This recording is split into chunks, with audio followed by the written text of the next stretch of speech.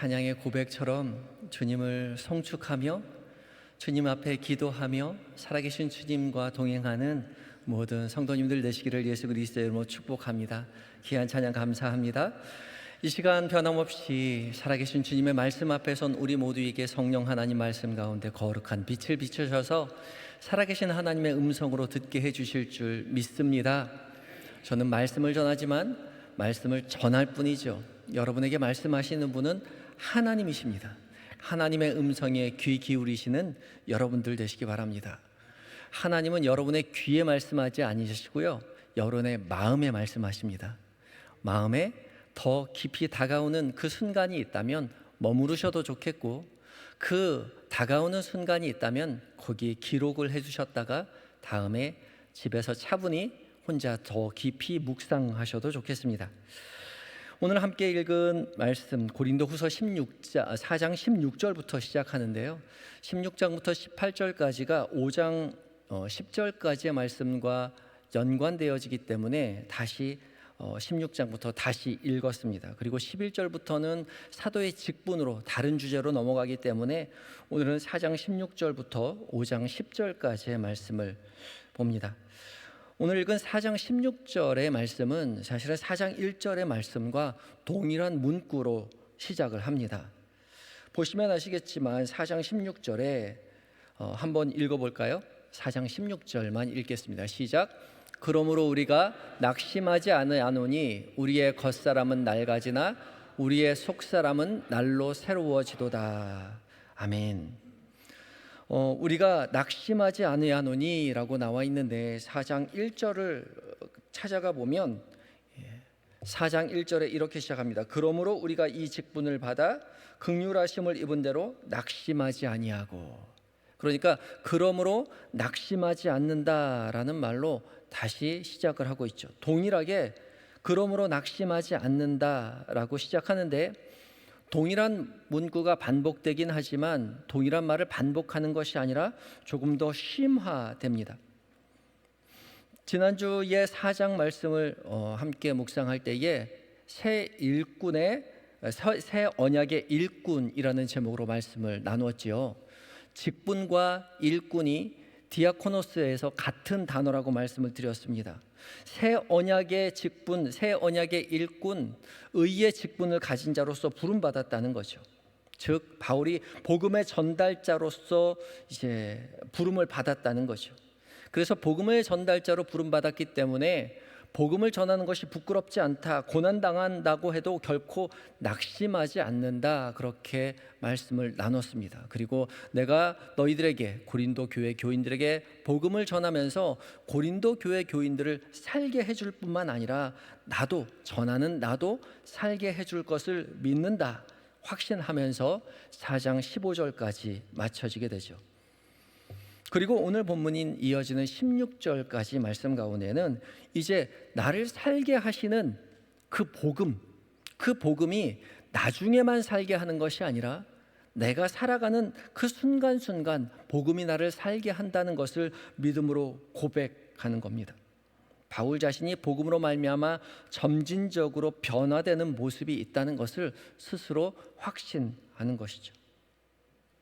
나중에 예수님 다시 오실 때 구원받게 되는 그 확신만 가지고 있는 것이 아니라 그 확신이 어디로부터 오고 있는가, 매일매일의 삶 가운데 내가 진짜 복음으로 말미암아 변화되는 모습을 느끼게 된다는 거죠. 그래서 복음이 바울 자신이 고린도 교회에 전하는 이 복음이 진짜 내 삶을 완전히 살게 하는구나, 진짜로구나 라고 믿음으로 고백하며 자신 있게 복음을 전하고, 그 복음을 전하면서 고난을 받으면서도 불구하고 내가 전하는 이 복음이 나를 살게 하고 전하는 자를 전해지는 그 고린도 교회를 살게 한다는 확신을 가지고 믿음의 길을 걸어간다는 거죠. 그래서 16절 다시 한번 봉독해 볼까요? 바울을 이렇게 고백합니다. 16절입니다. 시작. 그러므로 우리가 낙심하지 않으니 우리의 겉사람은 낡아지나 우리의 속사람은 날로 새로워지도다. 나중에 우리를 천국 가게 하시는 그 복음이 아니라 나를 날로 새롭게 하시는, 우리의 속사람을 날로 새롭게 하시는 그 하나님의 능력, 그 복음의 능력을 말하고 있는 거죠. 바울은 겉사람은 낡아지나 속사람은 날로 새로워진다라고 말합니다. 이 겉사람이라는 말은 이 4장 전반부에 말했던 질그릇을 나는 질그릇인데 나와 같은 질그릇에 우리가 보배를 가졌다라고 고백하는 질그릇과 같은 표현입니다. 겉사람은 질그릇이요 육체요 우리의 몸을 말하는 거죠. 근데 이 겉사람은 육체적인 고난 가운데 있습니다. 그래서 낡아지는 거죠. 한 해 두 해 고난 가운데 육체는 쇠약해져가만 가고 육체는 여전히 고난 가운데 고생하고 있다 하더라도 우리의 속사람은 날마다 날로 새로워지고 있다라고 바울이 고백하고 있는 거죠. 그리고 내 이 속사람이 새로워짐이 내가 전하고 있는 이 복음의 진실성을 드러내는 것이요 외적인 고난을 이겨내는 원동력이라고 고백합니다. 이어지는 17절 말씀입니다. 17절 말씀도 읽어볼까요? 시작. 우리가 잠시 받는 환난에 경한 것이 지극히 크고 영원한 영광에 중한 것을 우리에게 이루게 함이니. 아멘. 우리의 겉사람은 낡아집니다. 그리고 잠시 받는 환난에 경한 것이 우리를 찾아오죠. 바울에게 환난이 찾아옵니다. 그런데 환난이 어떻다고요? 경하다고요. 가볍다고요. 그런데 사실 우리가 알고 있지만 바울이 당한 고난이 가벼운 것이 아니었죠. 굉장히 중한 것이었습니다. 고난이 굉장히 심했죠. 죽음을 위협하는 그 많은 고난을 겪으면서도 바울은 내가 겪는 고난이 무거운 것이 아니라 경한 것, 가벼운 것이라고 말합니다. 왜 가벼운 것이냐? 무겁고 가벼운 것은 상대적인 것이기 때문에 그렇죠. 무엇보다 가볍고 무엇보다 무겁다라고 표현합니다. 육체를 받은 고난이 죽을 것 같이 아프고 힘들고 중하지만 그것이 지극히 크고 영원한 영광에 비하면 너무나 가볍다는 거죠. 환난이 아주 가볍게 느껴지는 이유는 나중에 받을 영광이 지극히 크고 영원한 영광의 무거운 것, 큰 것을 우리에게 이루게 하기 위함이라는 것이죠. 우리가 받을 영광에 비하면 지금 받는 고난은 아무것도 아닌 것이라고, 가벼운 것이라고 그렇게 고백합니다. 바울은 로마서 8장 17절과 18절에도 이런 말을 하고 있는데요. 함께 읽어볼까요? 시작. 자녀이면 또한 상속자 곧 하나님의 상속자요 그리스도와 함께 한 상속자니 우리가 그와 함께 영광을 받기 위하여 고난도 함께 받아야 할 것이니라. 생각하건대 현재의 고난은 장차 우리에게 나타낼 영광과 비교할 수 없도다. 아멘. 현재의 고난이요, 우리의 육체가 받는, 우리의 겉사람이 받는 이 고난은 나중에 나타날 영광과 비교할 수 없습니다. 남들이 보기에는 굉장히 험한, 중한, 무거운, 심각한 고난 속에 있다 하더라도 나중에 받을 영광에 비하면 아무것도 아니라는 거죠. 그런데 이 영광, 이 고난을 왜 받고 있느냐? 바울은 상속자이기 때문에 받는다라고 말합니다. 하나님의 상속자가 되었기 때문에, 예수 그리스도를 믿음으로 말미암아 그리스도와 함께 하나님의 나라를 유업으로 받는 상속자가 되었기 때문에 예수 그리스도께서 고난을 받았듯이 우리도 당연히 고난을 받는다는 거죠. 우리가 받는 고난은 신분의 변화로 말미암는 고난이라는 거죠. 그래서 넉넉히 그 고난을 견디어내고 이겨낼 것이며, 이 고난을 견디어내면 우리가 상속자로서 하나님의 나라를 유업으로 받을 것이기 때문에 그 영광에 비하면 지금의 고난은 아무것도 아니다 라고 말하는 거죠.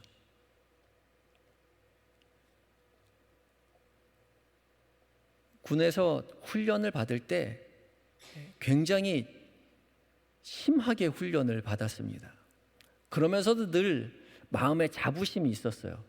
이제 우리는 특공대니까 죽을 만큼 훈련을 받아도 계속해서 그 신분에 대해서 알려주는 거죠. 우리는 일기당천, 한 사람의 몸으로 1000사람을 이겨내는 그런 훈련을 받는 특공대원이다.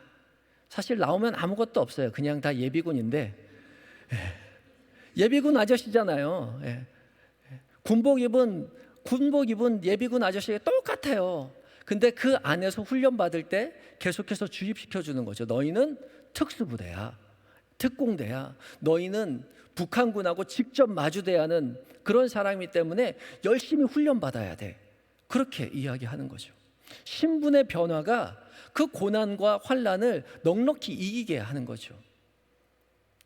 예수 그리스도와 함께 더불어 하나님 나라의 상속자가 되었기 때문에 지금 받는 환난, 고난, 너희들 보기에는 내가 태장을 맞고 채찍을 맞고 죽을 뻔한 그런 위험 속에 있다 하더라도 그게 커 보이지만 내가 나중에 받을 하나님 나라의 영광에 비하면 이건 아무것도 아니야 라고 고백하는데, 그것이 나중에만 아니라 삶 속에서 매일매일 내 삶이 변화되는 것을 알게 된다는 것이요.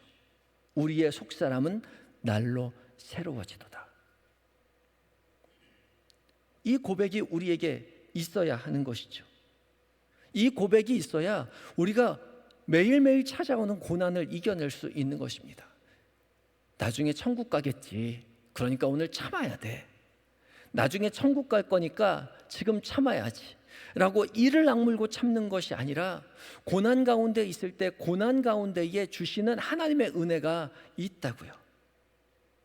고난을 받으면서도 그 은혜가 날마다 우리를 새롭게 하시는 하나님의 은혜가 있기 때문에 아, 그래, 나는 하나님의 사람이 맞구나, 예수 그리스도와 더불어 하나님의 자녀가 되었구나 믿음으로 고백하게 되는 것이죠. 그때 비로소 고난은 은혜의 재료가 될 수 있죠. 감사의 재료가 될 수 있습니다. 고난이 찾아왔을 때 고난을 두려워하는 것이 아니라, 그래, 당연히 내가 그리스도와 함께 더불어 하나님 나라의 상속자가 되었으면 이 정도 고난은 달게 받아야지, 이 정도 고난은 이겨낼 줄 알아야지, 그렇게 믿음으로 고백하며 감사하며 그 고난을 통하여 주시는 은혜를 누리며 살아가게 되는 것이죠. 그때 비로소 고난 가운데 감사할 수 있는 겁니다.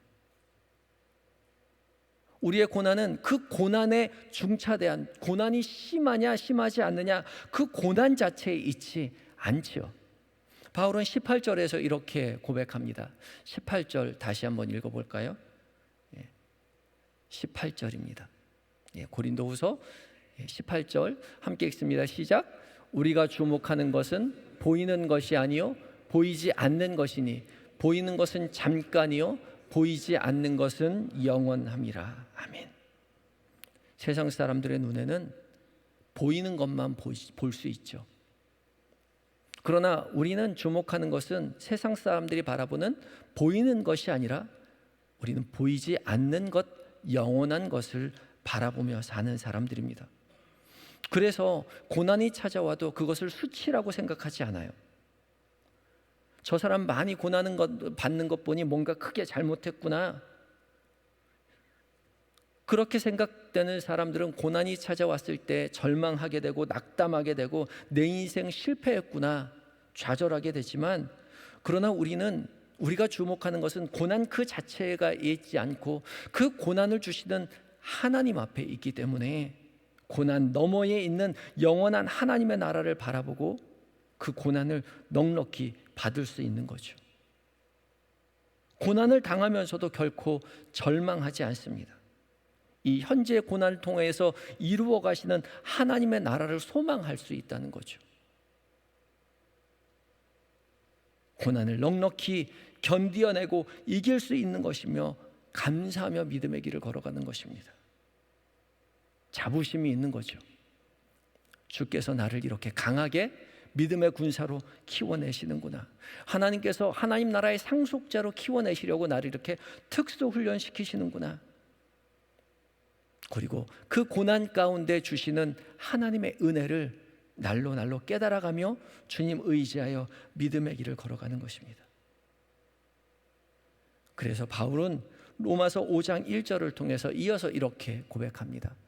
1절 말씀, 5장 1절 말씀 읽도록 하겠습니다. 5장 1절 시작.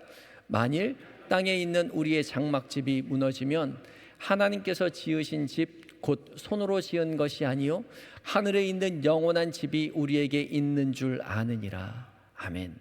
만약에 고난받다가 땅에 있는 장막집이 무너진다 하더라도, 땅에 있는 장막집이 무엇입니까? 우리의 육체의 삶이요, 이 땅에서의 삶이 끝난다 하더라도 하나님께서 지으신 집 곧 손으로 지은 것이 아니요 하늘에 있는 영원한 집이 우리에게 있는 줄 아느니라. 그때는 하나님 나라 가는 거죠. 하나님께서 영원한 집을 우리에게 예비해 주셨다고 믿음으로 확신하는 겁니다. 여기서 장막집은 스케누스인데 천막을 말합니다. 천막은 임시 거처인 거죠. 당시 바울의 직업이 천막을 만드는 일이었기 때문에 이렇게 비유했을 것이다 라고 말하기도 하지만, 이 땅에서의 삶이 천막에 비유하는 것은 나아가서 이스라엘 사람들이 광야 생활을 했을 때를 비유하는 말이기도 하죠. 이스라엘 백성들이 광야 생활을 할 때 천막에서 살았습니다.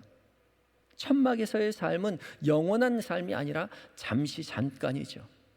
40년 동안의 광야 생활이었지만 그곳이 안주할 곳이 아니었다는 것이요, 거쳐가는 것이요, 가나안 나라를 위한 이동의 과정일 뿐이었습니다. 그리고 광야 생활이 끝나면 가나안으로 들어가서 제대로 된 집을 짓고 살아가는 거죠. 우리 육신도 마찬가지입니다. 이 육신의 생활은 길어야 100년, 짧은 생활이에요.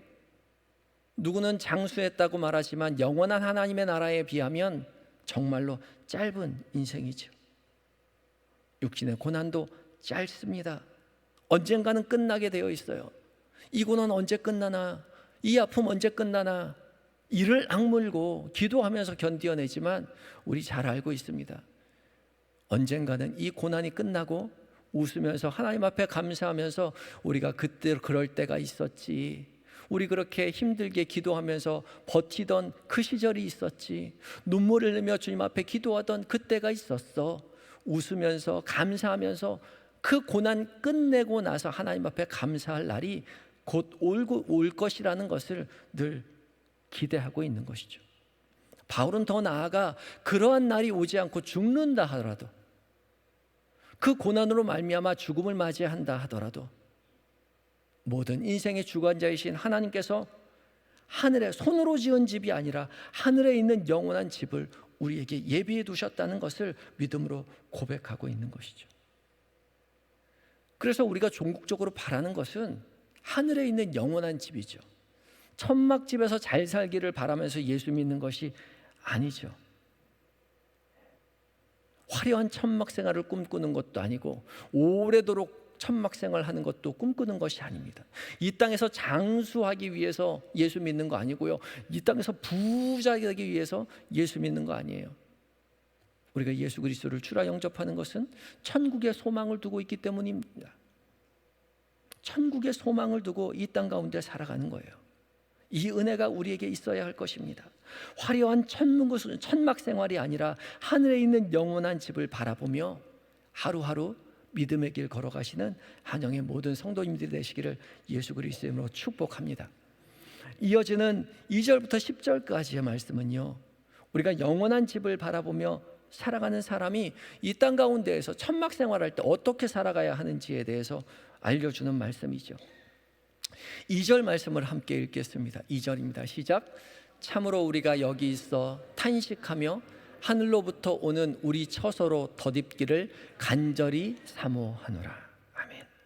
이 땅 가운데 육신을 입고 살아갈 때에, 겉사람의 삶을 살아갈 때에 탄식하며 살아간다는 거죠. 우리가 여기 이 땅 가운데 탄식하며 하늘로부터 오는 우리 처소를 덧입기를, 하나님 나라 가기를 간절히 사모하며 믿음의 길을 걸어간다고 그렇게 말합니다. 근데요, 이 탄식은 신음하다라는 말인데, 이 신음은요, 우리가 괴로워서 신음하는 것이 아니에요. 여기서의 신음은 괴로워서 하는 신음이 아니라 하나님의 나라를 간절히 사모하는 신음입니다. 그래서 이 땅 가운데서의 삶은 비극이 아니라 희극인 거죠. 하나님 나라를 소망하고 간절히 사모할수록 우리는 이 땅 가운데에서 탄식하는 거죠. 간절히 하나님 나라를 바라보며 이 땅에 발을 딛고 살아갑니다. 고난 가운데에서 하나님 나라를 더욱더 염원하며 소망하며 살아가게 되는 거죠. 그래서 이어지는 4절에 이렇게 고백합니다. 4절 말씀 함께 읽어볼까요? 시작. 탄식하는 것은 벗고자 함이 아니요 오히려 덧입고. 4절입니다. 4절 탄식하는 것은 시작.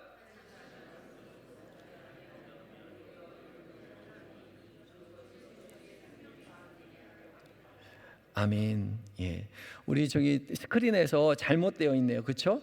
참으로 이 장막에 있는, 거기서부터가 4절인데 참으로부터 다시 한번 읽겠습니다. 시작. 참으로 이 장막에 있는 우리가 짐진 것 같이 탄식하는 것은 벗고자 함이 아니요 오히려 덧입고자 함이니 죽을 것이 생명의 삼킨 바 되게 하려 함이라. 아멘. 참으로 우리가 이 장막에 있는 우리가 짐진 것 같이 탄식하는데, 이 짐은 고난의 짐이죠. 그런데 탄식하는데 벗고자 함이 아니라 덧입고자 함이라고요. 벗고자 한다는 것은 죽고자 하는 것이죠. 고난이 너무 힘들어서 차라리 이 육신 장막을 빨리 벗어나기를 바라는 마음으로 탄식하는 것이 아니라 오히려 덧입고자 하기 위해서 탄식하는 겁니다. 덧입는다는 것은 무엇을 말합니까? 구원을 말하는 거죠. 하나님 나라에 들어가기 위해서 탄식하는 거예요. 죽을 것이 생명에 삼킨 바 되는 것, 죽을 이 육신이 사망에 삼키는 것이 아니라 생명에 삼킴을 받아 한 영원한 하나님의 나라에 들어가는 것을 말하는 것이죠. 그래서 이 탄식은요, 비극적인 탄식이 아니라 희극, 희망을 향한 탄식이 되는 것이죠. 하나님 나라의 소망을 둔 탄식입니다. 입고자 하는 탄식이에요. 오히려 덧입고자 하는 하나님의 나라를 소망으로 둔 그 염원인 것이죠. 이 두 차이를 우리는 분명히 해야 합니다. 믿음의 사람이 이 땅 가운데 살아갈 때에 빨리 이 땅에서의 고난이 끝나야지, 이 땅에서의 고난을 끝내기 위해서 믿음의 길을 걸어가는 것이 아니라 영원한 하나님의 나라를 바라보며 이 세상을 살아가는 것이죠. 이 두 차이가 분명히 있습니다. 이 땅에서의 고난을 끝내기 위해서 예수 믿는 게 아니라는 거죠. 한 청년이 결혼을 앞두고 있어요. 그런데 왜 결혼하냐? 지긋지긋한 독신 생활 빨리 끝내고 싶어서 결혼하려고 해요. 그것과 사랑하는 사람 너무 사랑해서 함께 있고 싶어서 결혼을 하루하루 손꼽아 기다리는 것과 둘은 차이가 있죠. 독신 생활 지긋지긋해서 빨리 끝내고 싶어서 결혼하려는 것이 아니라 지금 내가 너무 상대방을 사랑해서 더 사랑하고 싶어서 결혼을 하는 것이죠. 어떤 게 더 행복하고 어떤 게 더 진실된 결혼일 것 같습니까? 당연히 상대방을 사랑해서 결혼하기를 바라는 것이죠. 그래서 손꼽아 그날 기다리는 거예요. 그래서 이어지는 5절에서 바울이 이렇게 고백합니다. 함께 읽습니다. 시작. 곧 이것을 우리에게 이루게 하시고 보증으로 성령을 우리에게 주신 이는 하나님이시니라. 아멘. 하나님께서 이 땅 가운데에서 고난 가운데에 무엇을 주셨다고요? 성령을 우리에게 주셨다고요. 성령 하나님께서 이 땅의 고난을 겪으며 살아가는 그리스도인에게 은혜를 허락하여 주세요. 천국에서의 삶을 맛보게 해주시죠. 연애하면서 기쁨이 있어요. 연애 생활을 하는 거예요. 아직 결혼은 하지 않았지만 연애 생활하면서 천국의 삶, 결혼 생활을 미리 맛보게 해주시는 것이죠. 잠시 잠깐 불완전한 연애 생활이지만, 사랑이지만 그 사랑을 꿈꾸며 결혼을 확신하는 것이죠.